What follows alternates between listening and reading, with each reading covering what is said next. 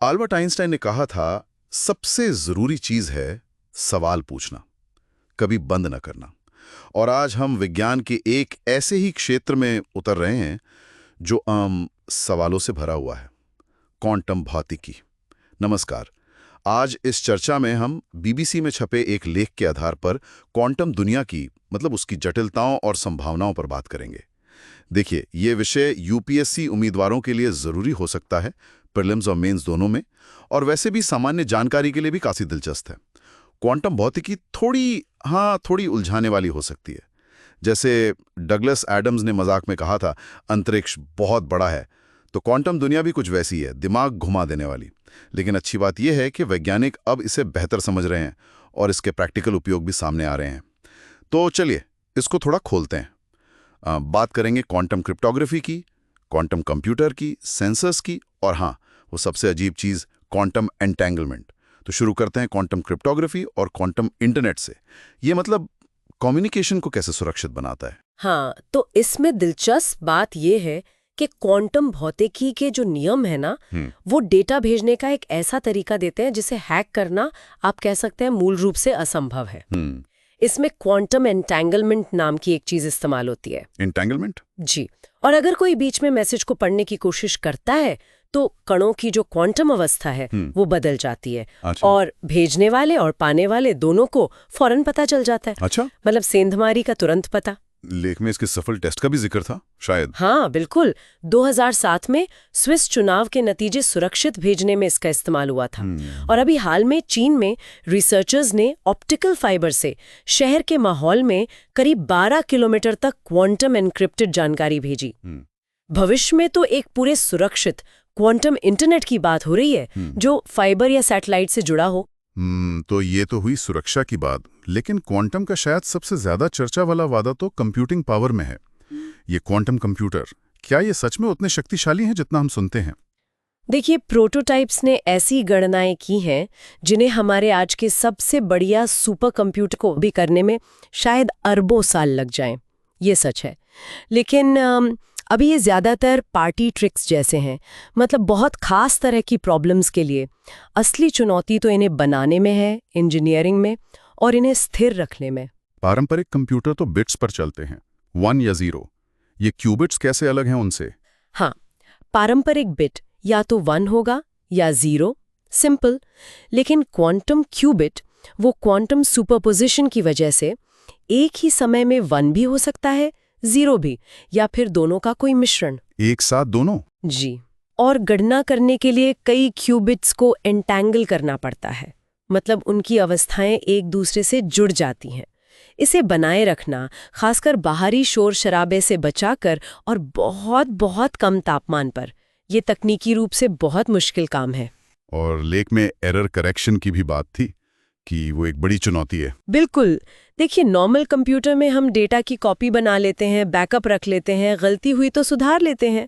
पर क्वांटम नियम कहते हैं कि आप एक क्यूबिट की हूबहू कॉपी नहीं बना सकते, क्लोनिंग नहीं हो सकती। अच्छा। हाँ, तो इसलिए गलतियां ठीक करना बहुत बहुत मुश्किल हो जाता है। इस पर काम तो चल रहा है, पर ये एक बड़ी रुकावट है अभी। समझ गया। तो कंप्यूटिंग में अभी भी काफी चुनौतियां हैं, लेकिन क्वांटम सेंसर्स, उनके बारे में क्या उनके प्रैक्टिकल उपयोग अभी हैं? हाँ, यहाँ मामला काफी अलग है। असल में लेजर जो हम सब इस्तेमाल करते हैं वो 1960 के दशक में बने थे।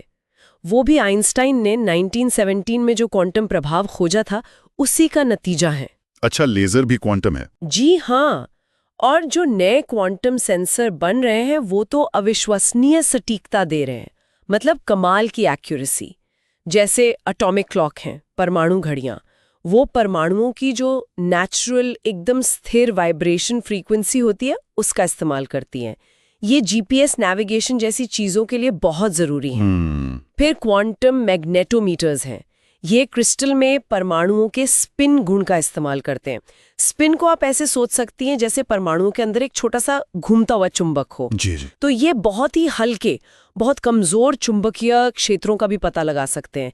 इनका इस्तेमाल मेडिकल ब्रेन स्कैनिंग में या फिर भूविज्ञान में जमीन के नीचे खनिज वगैरह खोजने में हो सकता है। हाँ, और वो क्वांटम इंटरफेरेंस वाली बात? हाँ, क्वांटम कण तरंगों की तरह भी चलते हैं ना।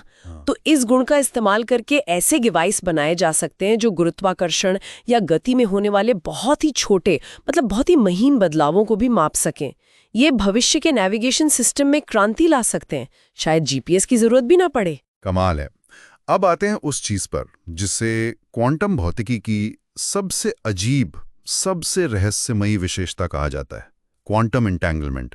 ये क्या भला है? हाँ, ये वाकई दिमाग घुमा देने वाला कॉन्सेप्ट है। इसमें क्या होता है कि दो कण, चाहे वो कितनी भी दूर क्यों ना हो, एक अजीब से रहस्यमयी तरीके से जुड़े रहते हैं। अगर आप एक कण की कोई प्रॉपर्टी, मान लीजिए उसका स्पिन, मापते हैं तो दूसरे कण की वही प्रॉपर्टी तुरंत तय हो जाती है, फौरन, भले ही वो मीलों दूर हो। तुरंत, दूरी का कोई मतलब नहीं। कोई मतलब नहीं। ऐसा लगता है जैसे उनके बीच दूरी है ही नहीं, या जैसे वो एक ही चीज के दो हिस्से हों जो अलग अलग जगहों पर दिख रहे हों। ये तो वही बात हुई जो आइंस्टीन ने कही थी, spooky action at a distance, डरावना। बिल्कुल बिल्कुल। और कुछ थियोरिस्ट, मतलब सिद्धांतकार, तो यहाँ तक सोचने लगे हैं कि शायद जिसे हम स्पेस या स्थान कहते हैं, वो असल में इन उलझे हुए एंटेंगल कणों के जाल से ही उभरता है। यानी दो कणों के बीच की दूरी शायद ये बताती है कि वो कितने कमजोर तरीके से एंटेंगल हैं। क्या बात है, मतलब स्पेस खुद ही एंटेंगलमेंट से बन रहा है। हाँ, ये एक विचार है। अगर ये सच है तो ये हमारी वास्तविकता की पूरी समझ को बदल सकता है।